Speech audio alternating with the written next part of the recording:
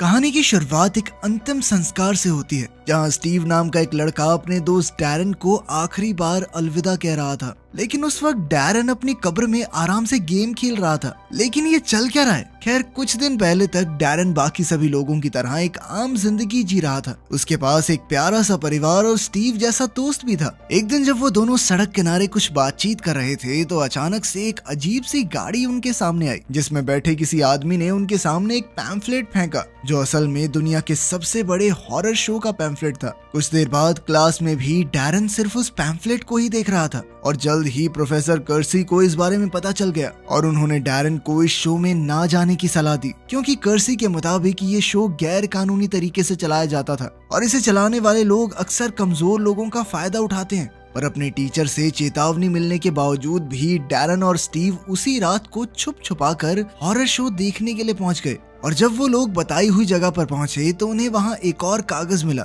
जिस पर उनसे टिकट के पैसे मांगे हुए थे। और ये पढ़ते ही स्टीव ने उन दोनों की टिकट के पैसे काउंटर पर दे दिए। लेकिन जब अगले कुछ मिनटों तक उन्हें सामने से कोई जवाब नहीं मिला तो स्टीव ने अपने पैसे वापस मांगने शुरू कर दिए। और जैसे ही उसने पैसे उठाने के लिए अपना हाथ काउंटर में डाला तो किसी अनजान चीज ने उसके हाथ पर जोर से काट लिया और अगले ही सेकंड उन्हें उनकी टिकट्स भी मिल गई। इसके बाद जब वो लोग अंदर गए तो उनकी मुलाकात एक अजीब से आदमी से हुई, जिसने उन दोनों से पूछा कि तुम्हें कोई दिल विल की बीमारी तो नहीं है ना। जब दोनों ने इसका जवाब ना में दिया तो उन्हें अंदर भेज दिया गया, जहां सबसे पहले एक बड़े सर वाले आदमी ने वुल्फ शो दिखाया, जिस दौरान भेड़िए ने दर्शकों में बैठी हुई एक औरत का हाथ चबा दिया, जिसे देखकर सभी लोग डर गए थे। और अगले ही सेकंड अचानक उस औरत का हाथ दोबारा से उग गया, जिसके बाद उसने उन सभी को अपना नाम कोरमा लिम्स बताया और यही उसकी सुपर पावर थी। इसके बाद स्टेज पर अलेक्जेंडर नाम का एक आदमी आया, जिसके पेट में बहुत बड़ा छेद था। और फिर डायना की बारी आई, जो अपने दांतों से रस्सी को पकड़कर नीचे उतर सकती थी। डायना के बाद एक आदमी की बारी आई, जिसके पास दो बड़े बड़े पेट थे और उन सभी ने एक के बाद एक अजीबोगरीब करतब करके दिखाए। अब बारी थी मैडम ट्रुस्का की, जिसने डैरन को अपने साथी के तौर पर चुना। और जैसे ही उसने डैरन को छुआ तो अचानक ट्रुस्का के चेहरे पर दाढ़ी उग गई और ठीक उसी वक्त ट्रुस्का को डैरन के बारे में अजीब अजीब सी चीजें दिखाई दी। और जब उसने डैरन से उसका नाम पूछा तो डैरन ने झूठ बोलते हुए अपना नाम फ्रेड बता दिया। अपनी दाढ़ी काट कर ट्रुस्का ने तुरंत ही अपनी परफॉर्मेंस को खत्म कर दिया, जिसके बाद उसने बैक स्टेज जाकर मिस्टर क्रेप्सली से स्टेज पर ना जाने को कहा, क्योंकि उसके मुताबिक कोई अनहोनी होने वाली है। लेकिन क्रेप्सले उसकी बात ना मानते हुए स्टेज पर चला गया, जहां उसने सभी को बताया कि उसका स्पाइडर मैडम ऑक्टा अपने पिंजरे से भाग गया है। इसके बाद क्रेप्सले ने अपनी टोपी से एक खरगोश निकालने की कोशिश की, पर सभी को हैरान करते हुए उसकी टोपी में से मैडम ऑक्टा निकला, जो बहुत ही ज्यादा जहरीला था। सभी के सामने खुद को शांत रखते हुए क्रेप्सले ने उसे काबू करने की कोशिश की, पर उस मकड़ी ने जगह जगह कूदना शुरू कर दिया, जिसके बाद क्रेप्सले ने उसे एक बांसुरी से काबू करने की कोशिश की।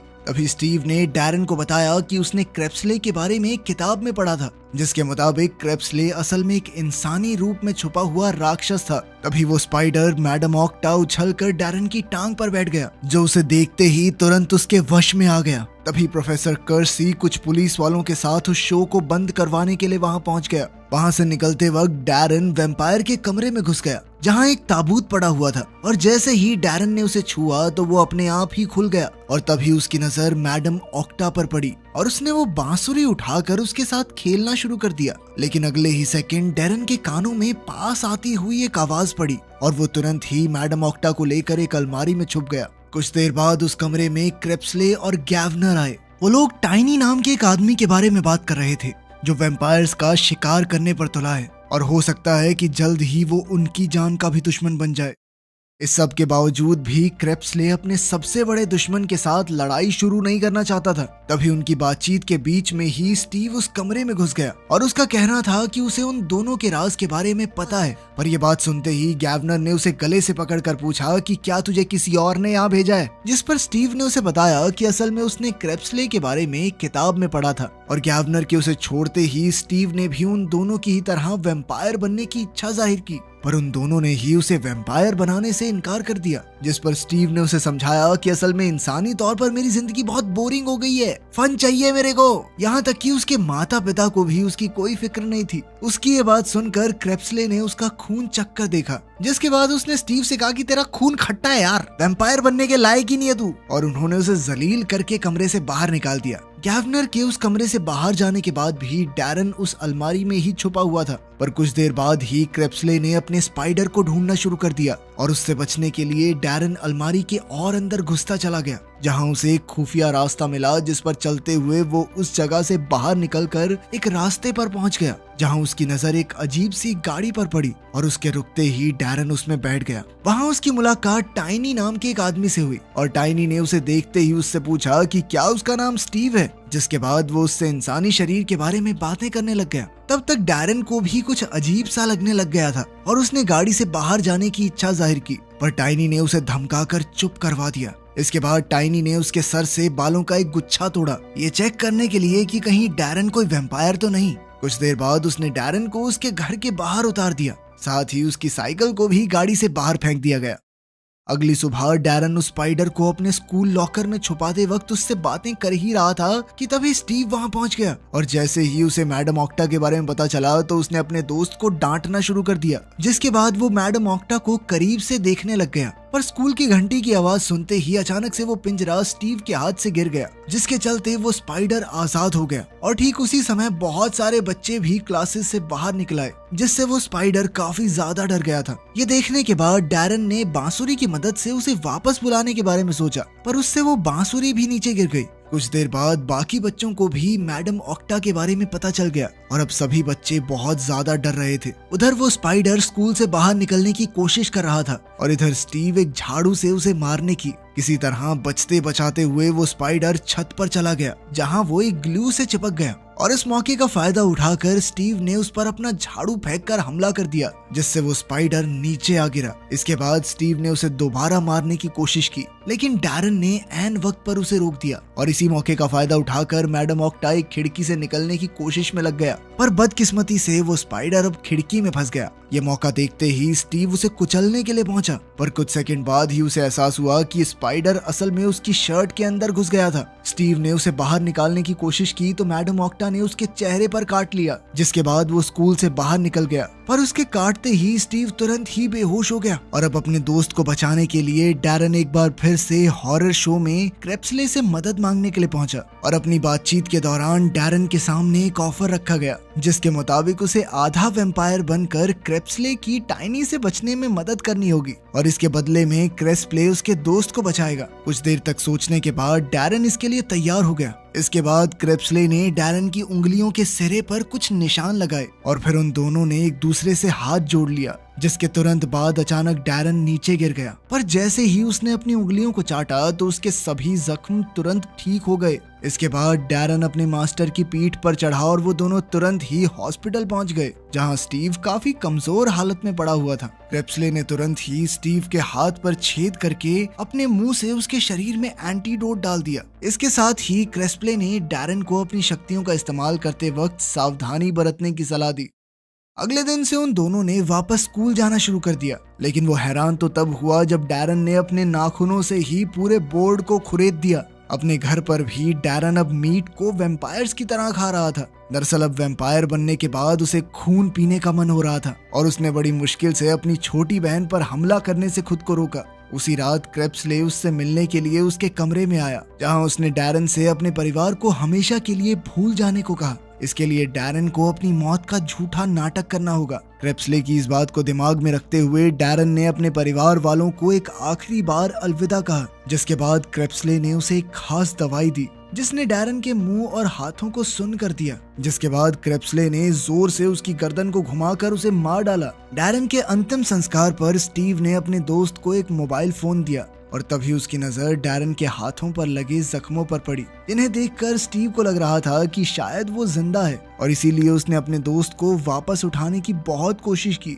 पर टीचर ने उसे बीच में ही रोक दिया। उस कमरे से बाहर निकलते वक्त स्टीव ने अपने मुंह से च्युइंगम निकालकर जमीन पर फेंक दी, पर वो ये नहीं जानता था कि टाइनी हर वक्त उसका पीछा कर रहा था और उसने तुरंत ही वो च्युइंगम उठा ली। उसी रात क्रेप्सले चुपचाप डैरन की कब्र के पास पहुंच गया और उसने मिट्टी खोद कर डैरन को बाहर निकाल लिया, जो उस वक्त अपने फोन में आराम से गेम खेल रहा था। पर तभी क्रेप्सले को किसी और के भी वहां होने का एहसास हुआ और उसने तुरंत ही डैरन को वापस गड्ढे में धकेल दिया। और तभी टाइनी के एक साथी वैम्पायर मर्टन ने अचानक उस पर हमला कर दिया, जिसके बाद वो दोनों भी लड़ते लड़ते उस गड्ढे में गिर गए। अपनी लड़ाई में पूरी तरह डूबे हुए वो दोनों ही एक दूसरे पर एक के बाद एक वार कर रहे थे। पर तभी क्रेप्सले डैरन को बचाने के लिए उसके सामने खड़ा हो गया, लेकिन फिर मर्टन ने उसे उठाकर बाहर फेंक दिया। अब डैरन मर्टन के सामने बिल्कुल अकेला था। पर तभी क्रेप्सले ने दोबारा आकर मर्टन पर फावड़े से हमला कर दिया, जिसका फायदा उठाकर डैरन वहां से भाग निकला। पर कुछ ही सेकंडों बाद मर्टन ने दोबारा उस पर हमला करते हुए उसे एक बोरी में पकड़ लिया।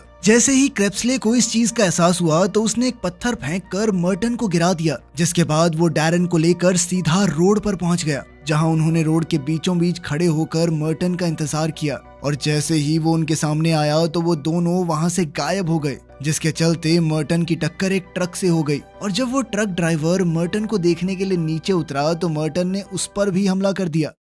उधर क्रेप्सले डैरन को हॉरर शो के कैंप में ले गया, जहां उसकी मुलाकात वहां पर रह रहे सभी लोगों से हुई। क्रेप्सले ने मिस्टर टॉल को टाइनी के प्लान के बारे में भी बताया कि कैसे वो डैरन को अगवा करने की कोशिश कर रहा था। ठीक उसी समय पर डैरन उनकी बातें टेंट के बाहर खड़ा होकर सुन रहा था। तभी उसकी मुलाकात एक लड़की से हुई और डैरन ने उसे भी अपने साथ बातें सुनने के लिए बुला लिया। पर तभी सर्कस हेड को उन दोनों के बारे में पता चल गया, जिसके बाद उन्होंने उस लड़की से डैरन को एवरेस्ट की टेंट में ले जाने को कहा, जो अब उसका नया घर बनने वाला था। पर रास्ते में उस लड़की ने ये जिम्मेदारी एक छोटे राक्षस को दे दी। फिर एवरेस्ट ने अपने नए साथी को उसका कमरा दिखाया। अगले दिन स्कूल में कुछ लड़के डैरन के बारे में बकवास कर रहे थे और उनकी बातें सुनते ही स्टीव ने एक लड़के के मुंह पर मुक्का मार दिया। इस लड़ाई की वजह से कर्सी ने भी उसे क्लास से बाहर निकाल दिया, जिसके बाद स्टीव का मन बहुत ज्यादा खराब हो गया। पर तभी टाइनी उससे मिलने के लिए पहुंच गया और उसने स्टीव को बताया कि उसका बेस्ट फ्रेंड अभी भी जिंदा है और उसी ने स्टीव के हाथ से वैम्पायर बनने का मौका छीन लिया था। और ये सब बताकर टाइनी ने स्टीव को भड़काना चालू कर दिया।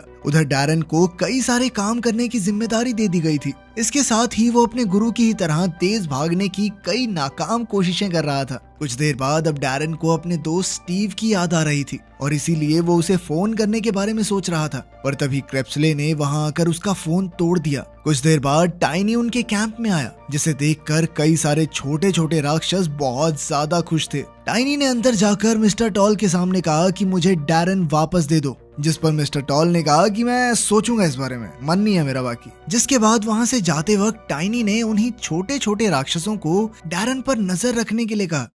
अगली सुबह से ही उन राक्षसों ने 24 घंटे डैरन पर नजर रखना शुरू कर दिया। और उसी दिन जब डैरन रेबेका के कमरे में गया तो उसे पता चला कि असल में रेबेका एक मॉन्की गर्ल थी, पर वो हमेशा अपनी पूंछ को छुपा कर रखती थी, क्योंकि वो अपनी पूंछ की वजह से अक्सर गिर जाती थी। उस कमरे से निकलते वक्त भी वो राक्षस डैरन पर नजर रख रहा था। पर तभी क्रेप्सले ने उसे रंगे हाथों पकड़ लिया, जिसके बाद उसने उस राक्षस को कैंप से बाहर फेंक दिया। इसके बाद जब वो दोनों जंगल के बीचों बीच चल रहे थे तभी अचानक से क्रेप्सले ने डैरन पर हमला कर दिया, जिससे बचने में वो नाकामयाब था। और क्रेप्सले के मुताबिक अभी उसे बहुत कुछ सीखना था। इसके बाद क्रेप्सले ने उसे अपने हाथ को एक ब्लेड की तरह इस्तेमाल करना सिखाया, जिसे वो पेड़ तक को काट सके। पर जब डैरन ने ये सब किया तो उसके नाखून ही टूट गए, जिसे देखकर क्रेप्सले कुछ खास खुश नहीं था। उधर मर्टन स्टीव को भी तैयार कर रहा था, जिस दौरान कई सारे आदमियों ने स्टीव को पीटना शुरू कर दिया। कुछ देर बाद स्टीव अपने टीचर कर्सी के घर पहुंचा और उसने उसके चश्मे उतार कर उस पर हमला कर दिया। इधर क्रेप्सले डैरन को लोगों के कान के पास फूंक मारकर उन्हें बेहोश करना सिखा रहा था। जब डैरन ने ये कर दिया तो क्रेप्सले ने उसे खून चूसने को कहा, लेकिन डैरन इसके लिए नहीं माना। उसने साफ मना कर दिया। उसी रात अचानक कुछ आदमी डैरन के कमरे में घुस गए, जहां उन्हें डैरन की जगह पर सिर्फ एक सांप मिला। और उस वक्त डैरन रेबेका के कमरे से उन लोगों को देख रहा था। पर कुछ ही सेकंडों बाद उन आदमियों को डैरन का पता चल गया और उन्होंने रेबेका के कमरे में घुसकर उस पर हमला कर दिया। पर डैरन भी उन आदमियों का सामना करने के लिए पूरी तरह से तैयार था और तभी उसकी मदद करने के लिए क्रेप्सले भी वहां पहुंच गया और उसने उन आदमियों को पीट कर डैरन को एक ताबूत में छुपा दिया। उधर उन आदमियों का शिकार करने के लिए वेयरवुल्फ को भी आजाद कर दिया गया था, पर कई सारे वेम्पायर्स ने उसके ऊपर एक साथ हमला कर दिया। लेकिन तब तक सर्कस के बाकी मेंबर्स भी लड़ने के लिए वहां पहुंच गए थे और मिस्टर टॉल ने उन सभी अनजान आदमियों को कैंप से बाहर निकाल दिया। लेकिन अगले दिन डैरन को पता चला कि उन्हीं आदमियों ने उसकी दोस्त रेबेका को किडनैप कर लिया था और इसीलिए अब वो किसी भी हाल में अपनी दोस्त को बचाना चाहता था। उधर स्टीव अपने दोस्त डैरन के परिवार वालों से मिला और उस वक्त उसके साथ टाइनी भी था। कुछ देर बाद डैरन अपने घर पहुंचा, लेकिन वहां कोई नहीं मिला। वहां सिर्फ एक चाकू के साथ एक थिएटर का एड्रेस लिखा हुआ था। कुछ देर बाद डैरन को एहसास हुआ कि मैडम ऑक्टा उसका पीछा कर रहा था और इसीलिए उसने स्पाइडर के जरिए क्रेप्सले को अलविदा कह दिया, जो उस वक्त अपने साथी की मदद करने के लिए हथियार इकट्ठे कर रहा था। पर तभी मैडम त्रुस्का ने क्रेप्सले को इस मिशन पर ना जाने की सलाह दी, क्योंकि उसके मुताबिक क्रेप्सले की जान खतरे में थी। पर इस चेतावनी के बावजूद भी क्रेप्सले अपने साथी की मदद करने के लिए निकल गया।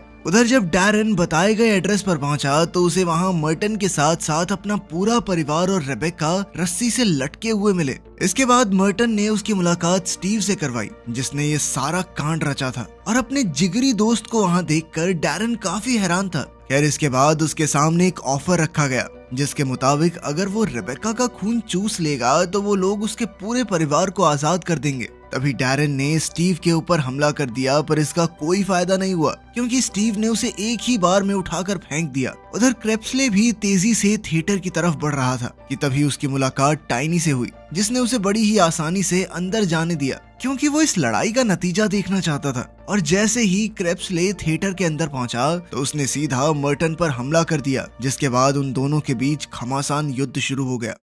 उधर स्टीवन मैडम ऑक्टा को मारने की कोशिश में लगा हुआ था, पर वो लोग ये नहीं जानते थे कि रेबेका अपनी पूंछ की मदद से खुद को आजाद करने में लगी हुई थी। इधर जब सभी लोग लड़ रहे थे तो रेबेका डैरन को वहां से दूर ले गई, जहां उसने डैरन के सामने अपना खून चूसने का ऑप्शन रखा ताकि वो स्टीव से लड़ने के लिए ताकत इकट्ठी कर सके। लेकिन डैरन को डर था कि कहीं वो इस सब में अपनी इंसानियत ना खो दे। उधर मर्टन और क्रेप्सले के बीच में जबरदस्त लड़ाई चल रही थी और वो दोनों एक दूसरे को कभी जमीन और कभी छत पर पटक रहे थे। पर तभी अचानक से स्टीव ने भी बीच में घुसकर क्रेप्सले पर चाकू से हमला कर दिया, जिसके बाद मर्टन ने उसे उठाकर फेंक दिया। पर जैसे ही वो लोग एक आखिरी हमला करने वाले थे, तभी डैरन ने तेज रफ्तार से आकर स्टीव पर हमला कर दिया और मौका देखकर क्रेप्सले ने भी एक चाकू उठाकर सीधा मर्टन के दिल में घुसा दिया। मर्टन के मर जाने के बावजूद भी स्टीव लड़ना चाहता था और इसीलिए उसने डैरन पर हमला कर दिया, जिसके बाद वो दोनों आपस में लड़ने लग गए। और इस दौरान उनकी रफ्तार इतनी ज्यादा तेज थी कि उन्हें देख पाना तक मुश्किल हो रहा था।